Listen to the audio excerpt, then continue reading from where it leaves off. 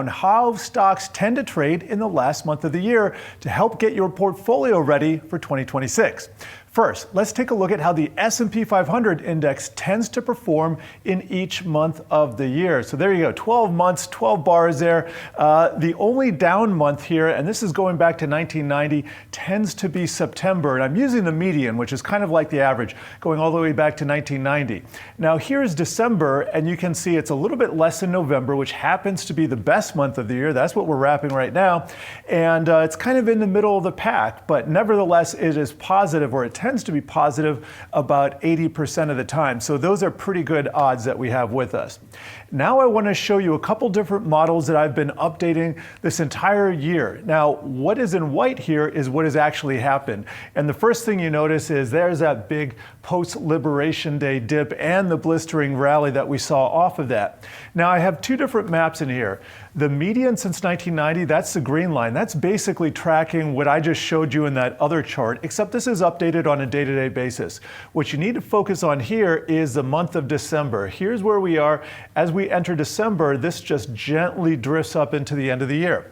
But I actually have a different model that I have found to be very accurate, not only this year, but the last one. And this is based on the median since 1928. So that's going back a really long time, but it actually doesn't include most years. It only includes the years where we match up perfectly with the day of the week. And so what this is saying is we tend to get a nice rally into the end of November, which is kind of what we're having right now.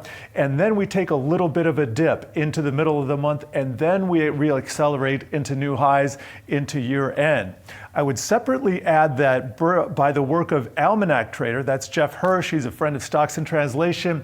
He has also said that when markets are up big, the way they are now, coming into December, we tend to see consolidation for the first half of the month. So we might expect a little bit of sideways, but again, anything can happen because what we call seasonality, those tendencies based on history, well, that only accounts for about 1/3 of price action. Reality, you know, what the catalysts are and what we face on a day-to-day basis, that's at least 2/3. Now, I want to cover another market that's related to all this. This is the VIX Volatility Index. And a quick refresher here, the VIX goes up when stocks go down, for the most part. That's just kind of a loose interpretation there. But the green line is what has happened this year. And again, I'll point out this big post-Liberation Day spike. We haven't seen anything like that in quite some time. And then we had a couple of volatility spikes in October, and then I believe just a few weeks ago. And those were pretty muted. Nevertheless, the white line is the average from 1990, and you can see that after peaking in October, it just kind of gently stair steps down into the end of the year. And that's as traders go on holiday. We don't typically see a lot of volatility. So it would be really unusual, though not unprecedented, to do so. So having said all of that, well, let me go back to my chart here. Here are a few final thoughts on December trading.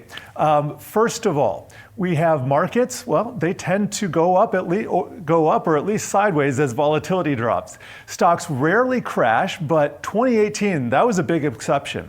When we do see big sell-offs at the end of the year, they tend to come at market bottoms and also tops. So that observation actually comes courtesy of Almanac Trader, who also notes that when stocks are up big into the end of the year, as I just noted, we tend to see that consolidation for the first half of the month and then a rally into the second half into the end of the year.